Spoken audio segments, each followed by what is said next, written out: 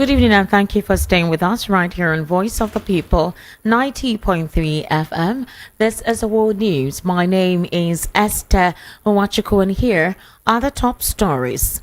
Jailbreak amidst sees 1,500 prisoners escape, 110 killed in Mozambique, 3 killed in bus crash in Norway. Finland investigates Russia's shadow fleet ship after cable damage.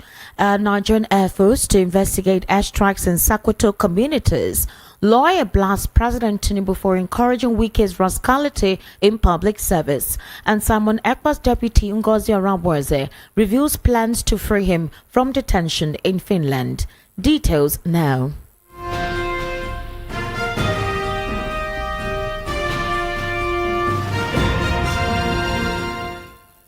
Thank you for staying with us. We're getting the world news from stories outside the shores of Nigeria, where a suspected riot inside a jail in Mozambique's capital has left at least 110 people dead and 15 injured, while more than 1,500 prisoners escaped.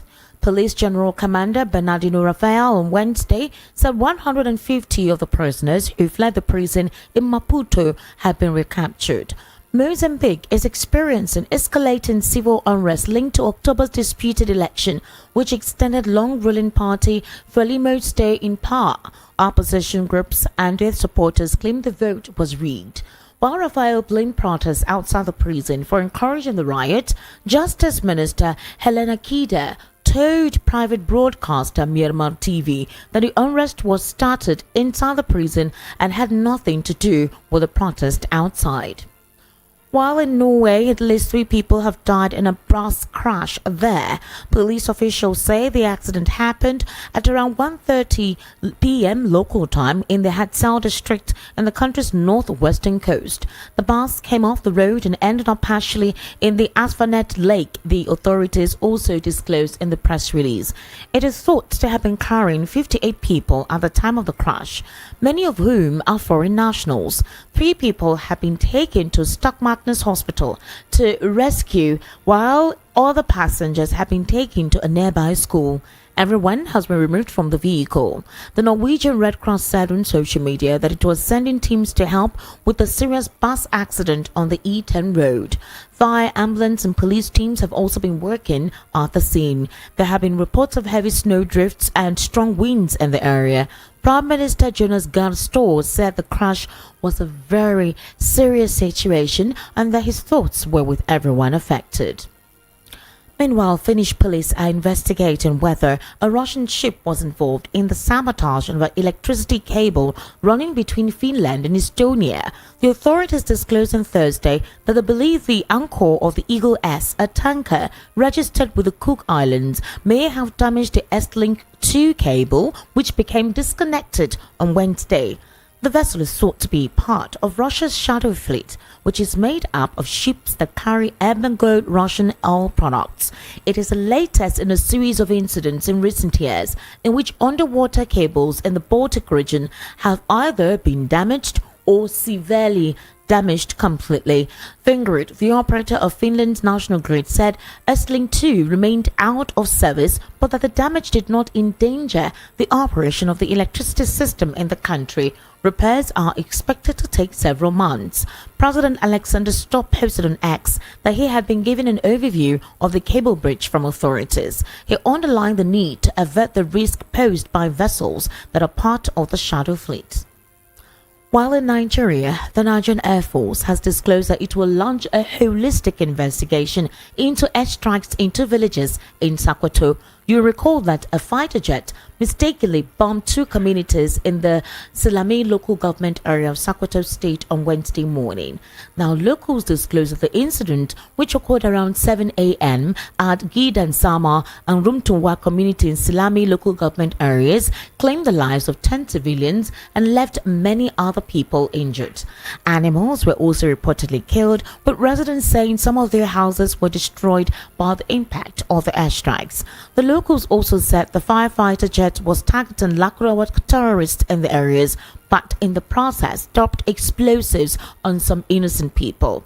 A statement by the joint media coordinator for the operation, Abubakar Abdullahi, said the airstrikes targeted locations confirmed to be associated with the Lakurawa terrorist group. According to him, all military operations are based on thorough intelligence and reconnaissance missions to ensure precision and protect civilian lives. Reacting, the Nigerian Air Force spokesperson, Air Vice Marshal Olushola Akimboyewa, insisted that the airstrikes were carried out based on credible intelligence from multiple sources and confirmatory aerial surveillance. And still on the world news at 6, in a very recent development. During a media chat, reactions have emerged from there. An activist lawyer, Madua Buchi Idam, has criticized President Bola Ahmed Tinubu for lauding Federal Capital Territory Minister Nyesom Wike during his recent presidential chat, describing the commendation as an endorsement of rascality in public service. Idam expressed concerns over Tinubu's failure to address Wike's inflammatory statements amid the ongoing political crisis in Rivers State. The former governor of Rivers had threatened to set fire in any state where governors interfered in his feud with Governor Sim Fubara, which prompted a backlash from People's Democratic Party governors who have rallied behind Fubara. During the media chat, Tinubu referred to Wike as a gold mine and a performing minister, adding that he doffed his hat to the controversial politician. Idam, however, viewed the president's remarks as troubling. In a statement, the activist lawyer said, and I read, "A blanket endorsement of Minister Wike's actions without providing detailed specifics. In my view, an encouragement of rascality in public service. President Tinubu needs a second chance at the interview to clarify which of Minister Wike's attributes he was referring to as a gold mine. Otherwise, several public officers may mistake rascality as a recipe for good performance under his cabinet." Idam argued that Tinubu should have used the opportunity to caution Wike against his aggressive rhetoric, emphasizing the potential dangers of unchecked political behaviors. He warned that such endorsement could embolden despotic tendencies and escalate tensions in Rivers State and beyond. In another development, the Deputy Prime Minister of the Biafra government in exile, Ngozi Ezobike Orabueze, has made a vow to ensure the release of Simon Ekpa, of course, who is the Prime Minister of the Biafran government in exile from detention in Finland. Ekpa is currently being held in Finland for suspected terrorist activities, including using social media to spread separatist propaganda linked to the indigenous people of Biafra. In a Christmas message, Orabueze expressed her commitment to achieving the actualization of the United States of Biafra and securing Ekpa's release. She urged the people of Biafra to continue trusting and supporting the United States of Biafra government under her stewardship. She disclosed further that to continue placing the trust in and supporting the government of the United States of America, she urged the people to trust her stewardship. Together, we are working tirelessly towards the recognition of our country and preparing for the triumphant return of our able Prime Minister, Ekpa Simon Njoku. He leads and will continue to lead through the final stretch of our journey to realize the dream of the United States of Biafra as an independent sovereign nation guided by the principles of justice, fairness and equity. You're currently listening to the World News at 6 right here on Voice of the People 90.3 FM. Now we'll take a very short break. However, when we return, we're heading to a news analysis segment with our in-house analyst Peter Anosike, where we'll be divesting some of these issues read out on the World News at 6. To kindly stay with us.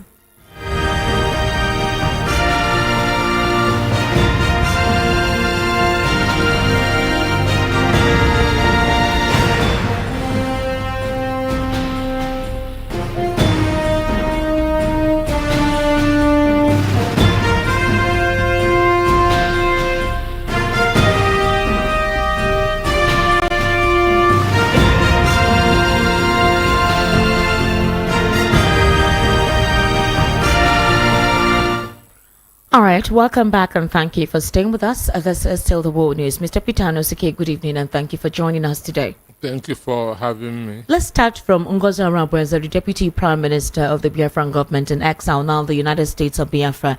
And she has disclosed that they're thoroughly working on any means through which Simon Ekpa can be released. Now, as of last week or 2 weeks ago, there were some internal rumbles within the organizations of the top echelons of the United States of Biafra movement members. Some persons had referred to Ngozi Orabueze as a mole who is disclosing some of their secrets to the Nigerian government. Others had alleged that she was the one causing some fractions within the organization. Others have alleged that she's involved in some financial and fraudulent activities within the organization. IPOB had disclosed that she was one responsible for some murderous activities in the southeast in the short span that she, took over. Others have said that the whole thing is a charade and is a scam, and there's nothing truthful about it. There have been several back and forth conversations, back and forth conspiracy theories about the movement since Simon Ekpa was taken into the Finnish custody. How would you react to this? Well, for me, United States of Biafra is a skit. Are you sure? This is a group of persons who took their time to organize a convention in Finland that attracted a lot of Nigerians from all over the country, even Nigerians in diaspora from other countries living outside to join the convention.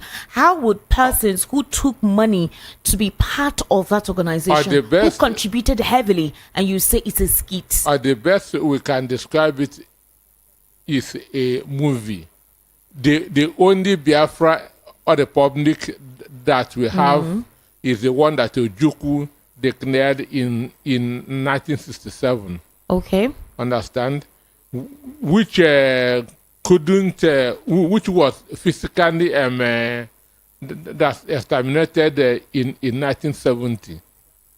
Understand? You cannot declare a sovereignty 2 times.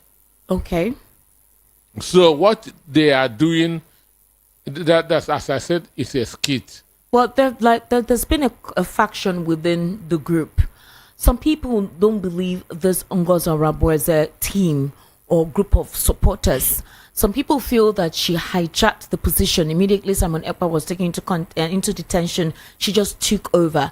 Who was supposed to take over? If we take the bone of contention, there should be money, which is what they are after, and nothing more. There are complaints that most of the funds contributed by a lot of persons are unaccounted for. That's what I'm saying. Nobody is saying where the money is and who is in charge of the fund. That's what I'm saying, because these people are scammers. Understand? So their interest is basically money and nothing more. They don't have capacity to fight for the actualization of Biafra. So what all they are doing is scamming people. Then for her saying that she's going to try to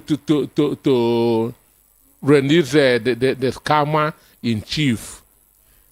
Not scammer in chief, try to release Simon Ekpa from Finnish custody. They're working towards achieving that. And that is scammer in chief.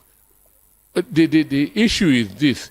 He is facing terrorism-related charges, which is not given bail. It is a state offense and does not attract bail. So saying that, and as we speak, Simon Ekpa is in worst jail in Finland. Oh, one of the toughest prisons. Yes, because of the degree of the offense of the charges against him. So saying that she's working towards his release is another scam. What she will now start calling is for people to donate money for his release, which is the continuation of the scam. Well, she didn't ask for anyone to donate money anyway. Already, she has told you that she is working towards it. She is working towards it. So this is a preamble to what is going to follow next. Okay. They are scamming people to enrich themselves and not to fight for Biafra.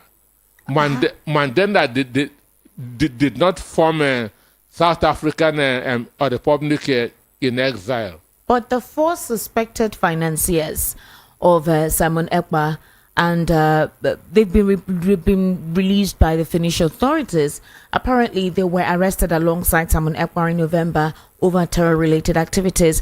Their release was disclosed by Dr. Ngozi Orabueze, the new leader of Biafran government in exile. Now, you know Dr. Ngozi is a seven nurse in the United States and former chief of staff to Ekpa. Others believe that she toppled the government of the principal barely a month after he was arrested.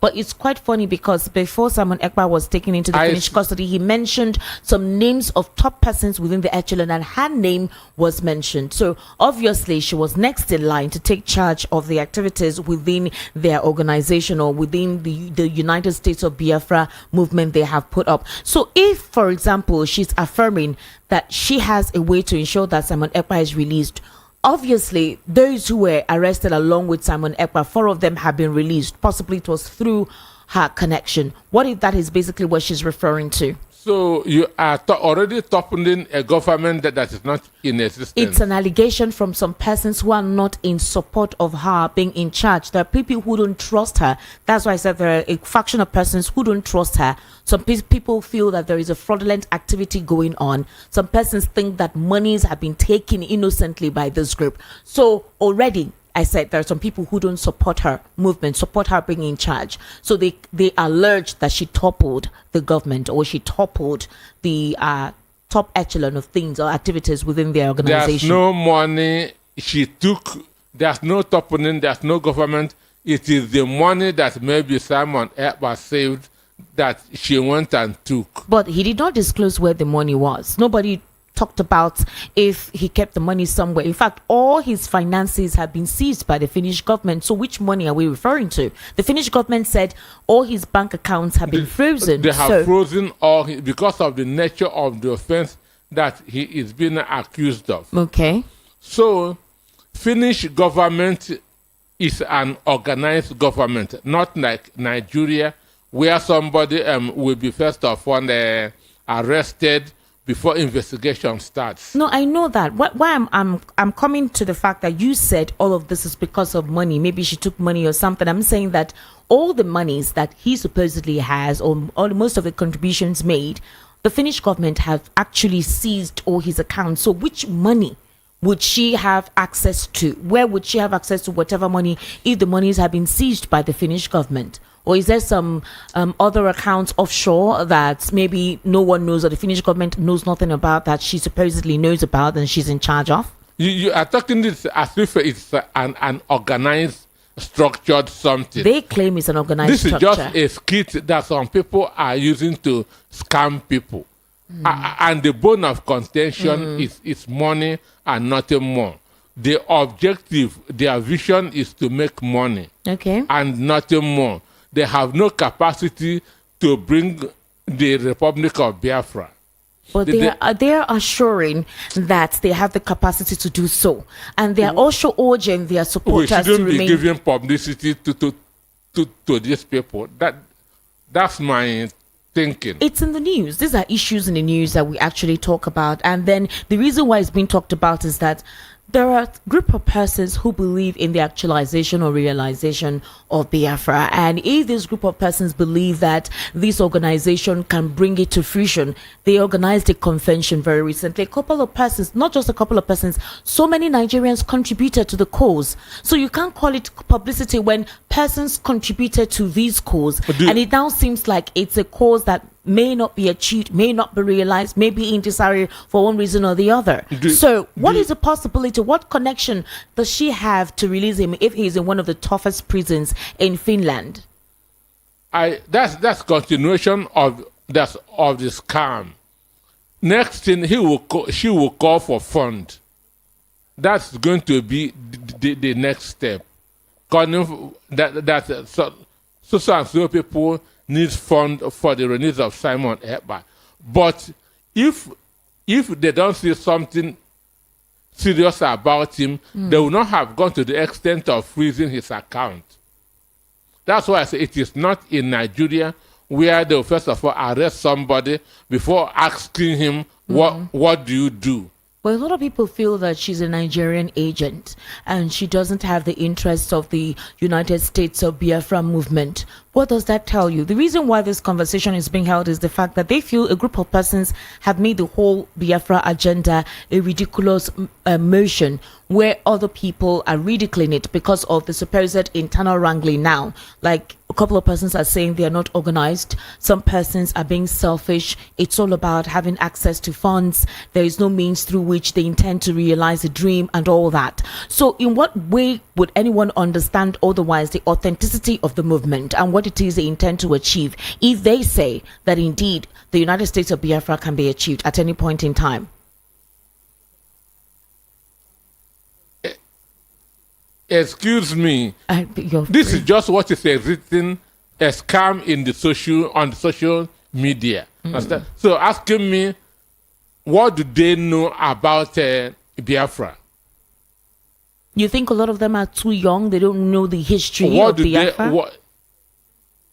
Esther, let us discuss other issues. All right, then. Okay, fine. I see you really don't want to discuss the situation, but it's one of the top controversial conversation in the news, and a lot of people have embarked on that exercise. So let's know what is happening and what information she has that is possible for her to release Simon Ekpa. What the Nigerian Air Force has said, they will launch a holistic investigation into the airstrikes on 2 villages in Sokoto. They said that they were precise in their target in those communities in Sokoto, but there were innocent citizens that died from that onslaught. The Nigerian military is insisting that they targeted Lakurawa and that their intelligence wasn't fake or wasn't misconstrued. So how do we correlate the fact that innocent people have died and the Nigerian army saying they want to conduct a holistic interview, considering the fact that this is not the first time the Nigerian Air Force has actually done a mistake in one of their targeting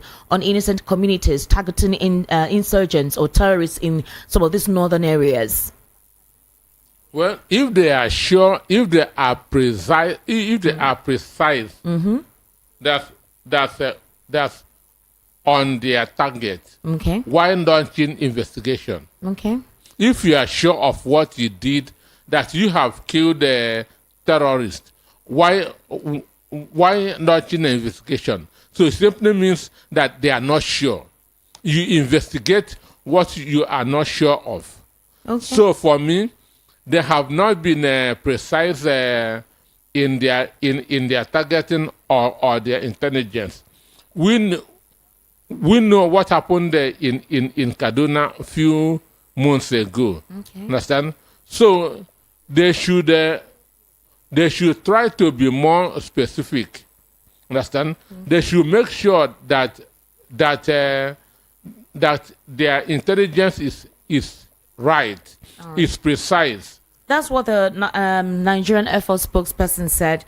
That's Air Vice Marshal Olushola Akimboyewa, insisting that the airstrikes were carried out based on credible intelligence from multiple sources and confirmatory aerial surveillance. So what if somebody tipped those guys off and they left that area and it was just the villagers that were there when the airstrike happened? What if that was the case? That could be the case. Mind you, federal government has denied this, that it never happened.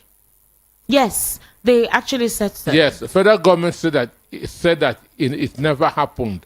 Now, the Air Force has said that it happened and that the suspect, those killed were the terrorists. The governor said that it's an act of God, but he never mentioned whether or the dead people were the terrorists or innocent people. So why would the Nigerian government come out to say that was fake, it wasn't true on the communities? Well, I mean, the Nigerian army now has told us they want to conduct a holistic investigation. Obviously, that the target actually took place on those 2 communities, but they are insisting that they worked on intelligence. And then the Nigerian government comes and tells us that it was fake. So was there a target or not? Was there a strike in Sokoto? I should believe those that struck more than those that were in Abuja. Understand? Right. Mm-hmm. So this shows that federal government is living in denial, because this strike have been confirmed by the governor, that's by those who observe it, understand, then by the Nigerian army. Okay. So why is federal government that's saying that it didn't happen? So for me, they should be more precise in their attack. All right. They should be more precise in their attack, and then ground attack is always better than airstrike. All right. Because you use airstrike where there's outright war.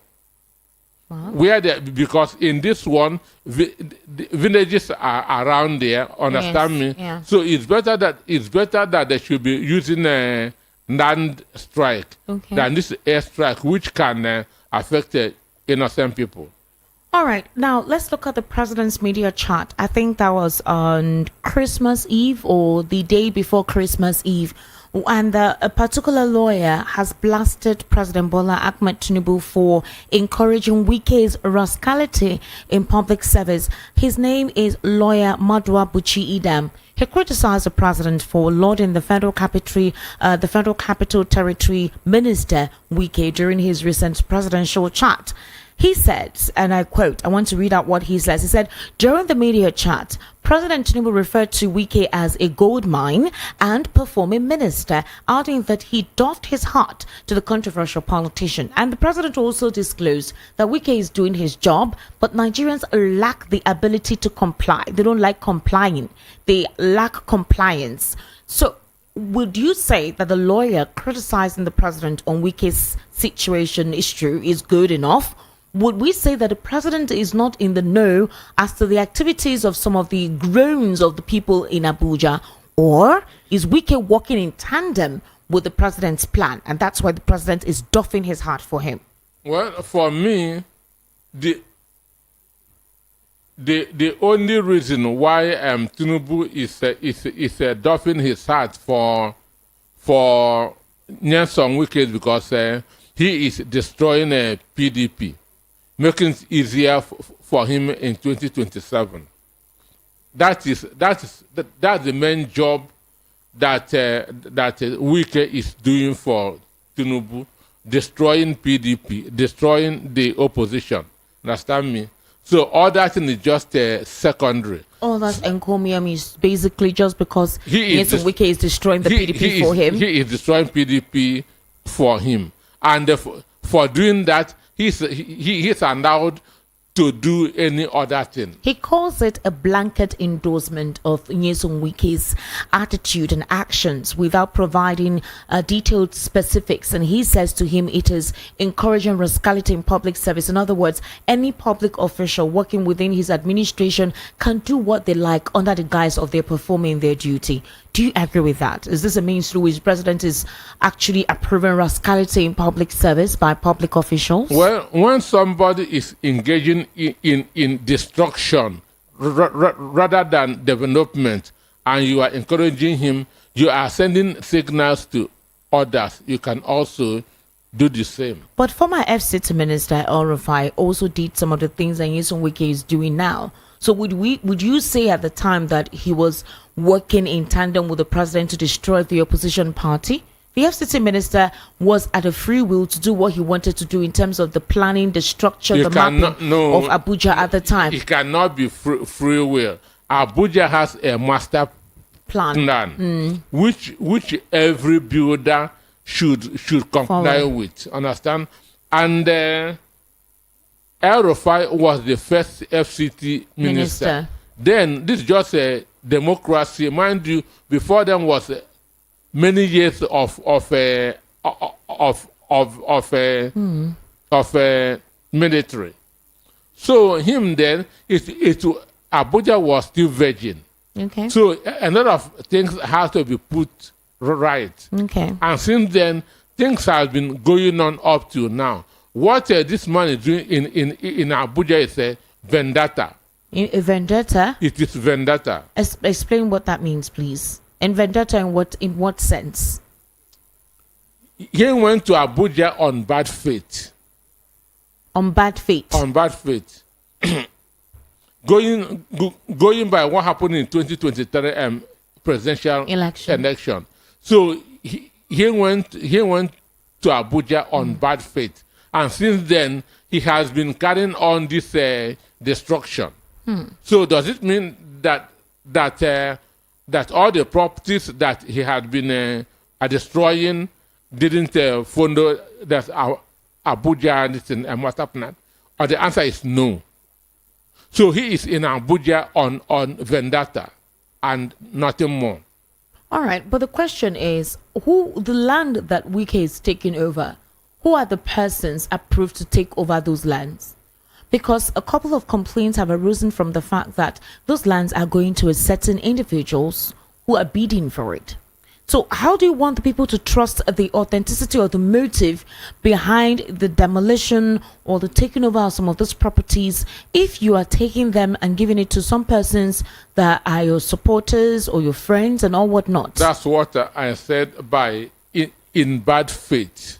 Well, I know that if those people have their C of O's, they can go to court. This ill wind, this evil wind that is blowing in Abuja, very soon it will be over and normalcy will return. A couple of them say that there was a system before now. That system before now, some of them, those systems were not, will I say, computerized. They weren't in order.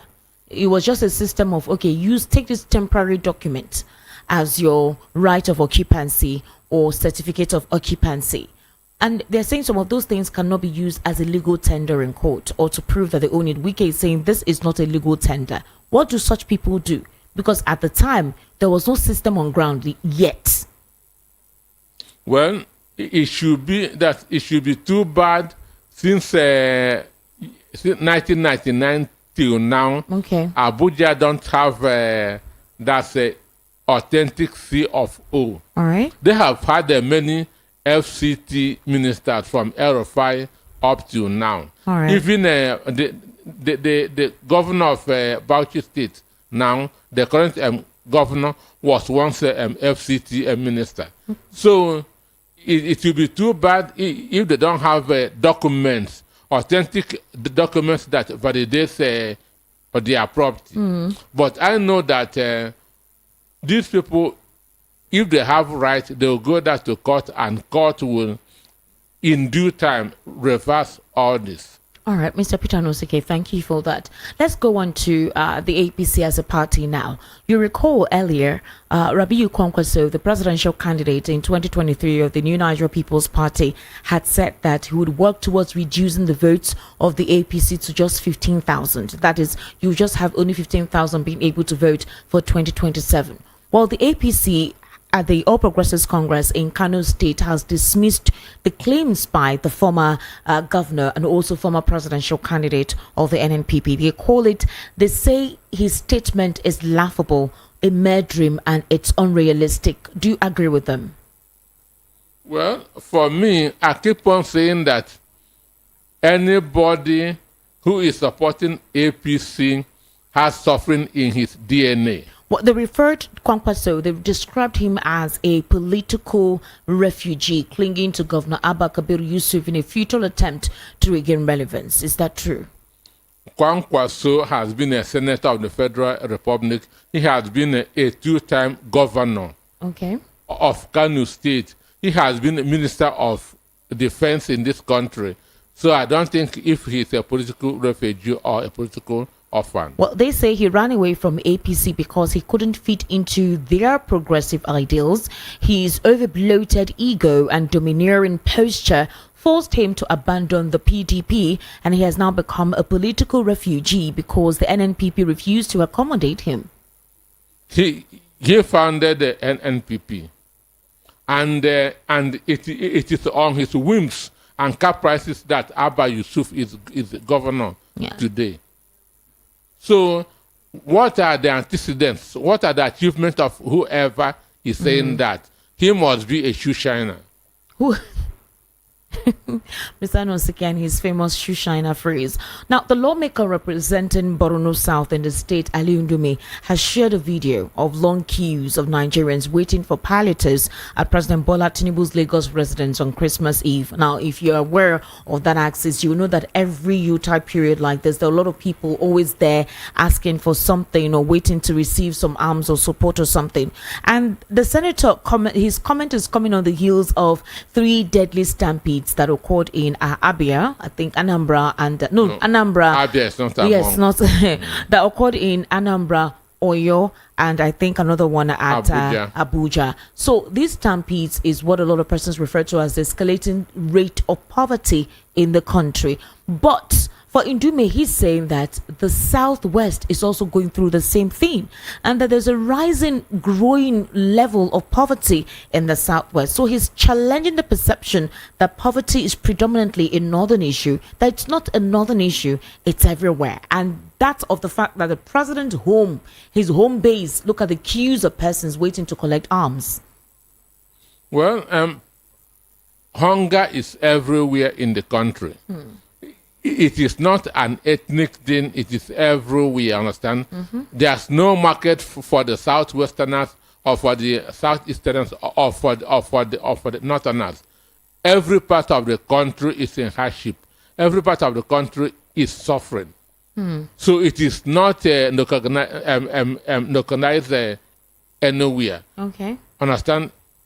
What rice is selling in the south should be what it is selling in the north. Or even if there's a difference, it will not be been above 10,000. So right. There's hunger everywhere in the country. No, but he's just saying that if you've been following X lately, there's been the talk of, poverty is predominantly in the north. Northern leaders impoverish their people, and they've ruled so many times in all through the years, and they've not been able to develop their region, send their wardens to school, create food and whatever opportunities. So he's trying to say that, hey, the situation in the country is affecting everyone and every region. That is not just the north. But the president is saying that his policy and his tax reform are engineered towards giving Nigeria the ideal economy in future, even if not for now. We have to be alive to benefit from the future. Understand? The children, the unborn children that he said that he is preparing for, which is exactly like what Fenda said. When Fenda was 52 years old, Fenda said he's going to live 120 years. So, few years later, Fenda died. Nobody can go and ask him, oh guy, you said that you stay up to 120, but you didn't live up to 70. So, saying that you are preparing for the future generation is a deception. It is a deception. Understand? Whatever you want to do tomorrow, do it now. We have to survive now for the future. For the future generations to exist. All right, Mr. Peter Anosike, thank you so much for actually giving us your perspective. You really, really tried. Today on most of our programming, you were here on Martyrs and now on the World News at 6. So thank you so much for spending your Boxing Day holiday with me predominantly in the studio today. Thank you for having me. You're welcome. To wrap up here again are the top stories. Jailbreak amidst sees 1,500 prisoners escape, 110 killed in Mozambique, 3 killed in bus crash in Norway. Finland investigates Russia's shadow fleet ship after cable damage. Nigerian Air Force to investigate airstrikes in Sokoto communities. Lawyer blasts Tinubu for encouraging Wike's rascality in public service. And Simon Ekpa's deputy Ngozi Orabueze reveals plans to free him from detention in Finland. That's a wrap on the World News at 6. My name is Esther Wachuku. Good evening and thank you for listening. Once again, happy Boxing Day to you and a prosperous New Year in advance. Bye for now. See you tomorrow.